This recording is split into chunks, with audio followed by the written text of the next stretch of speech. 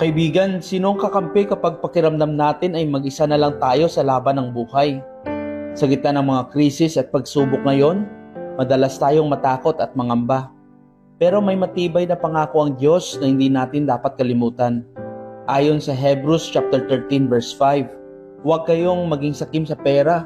Makontento kayo sa kung anong mayroon kayo, sapagkat sinabi ng Diyos, hindi kita iiwan at hindi kita pababayaan.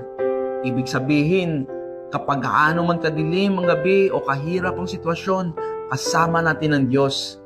Hindi niya tayo inayaang mag-isa. Siya ang ating lakas at sandigan na hindi kailanman magbabago.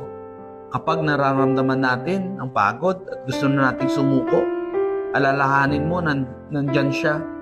Huwag tayong matakot tumakbang pasulong dahil hawak niya ang ating kamay.